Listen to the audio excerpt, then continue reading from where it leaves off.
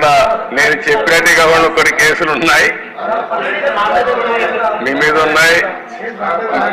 కేసులు పెట్టిన వాళ్ళు మీరు ఒకసారి లేండి.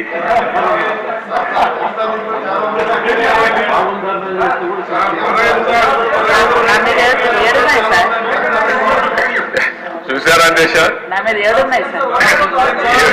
7 కేసులు ఉన్నాయి. అంటే రాజకీయ పోరాటం చేసిన వాళ్ళందరిపైన కేసులు పెట్టారు. అంటే ఇంకెప్పటికీ బయట రాకూడదు అనుకున్నారు, కానీ నేరుగా ప్రజలు ఆలోచించి అసెంబ్లీ పంపించారు అధ్యక్ష అందరినీ. మెజారిటీ మీరు చూశారు. ఆనాటి పాలనలో మనందరూ బాధితులై అసెంబ్లీ నుండి అందరూ. Thank you.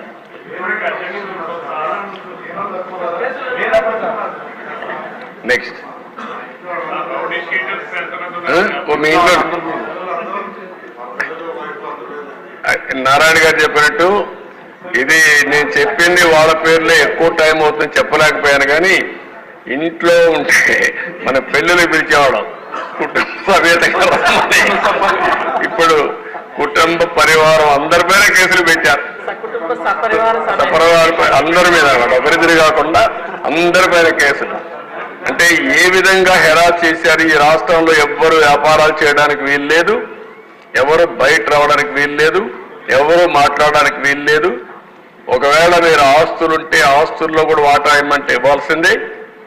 ఇలాంటి భయంకరమైన పరిస్థితులు. నారాయణ గారు అయితే కూతుర్లు పెట్టారు, వాళ్ళ మిస్సెస్ పేరు పెట్టారు, అందరినీ వదిలిపెట్టలేదు. లేని వాళ్ళు చాలా మంది తక్కువ ఉన్నారు. ఇక్కడ 20 కేసులు ఉన్నాయి. అల్లుణ్ణి, కూతుర్ని, భార్యని అందరినీ సిబిసిఐడి తీసుకొచ్చి ఎక్కడికక్కడ ఎంక్వైరీ మీద ఎంక్వైరీ ఎన్ని చేయాలని చేసే పరిస్థితికి వచ్చారు. ఇప్పుడే ఒక చంద్రమోహన్ రెడ్డి గారు చెప్తున్నారు, కేసులు లేని వాళ్ళు పుణ్యాత్ములు, వాళ్ళకు బోనస్ అది ఎవరున్నారు పైకి లేవని ఒకసారి చూపించడానికి. కేసులు లేని వాళ్ళు అదృష్టవంతుల వాళ్ళు.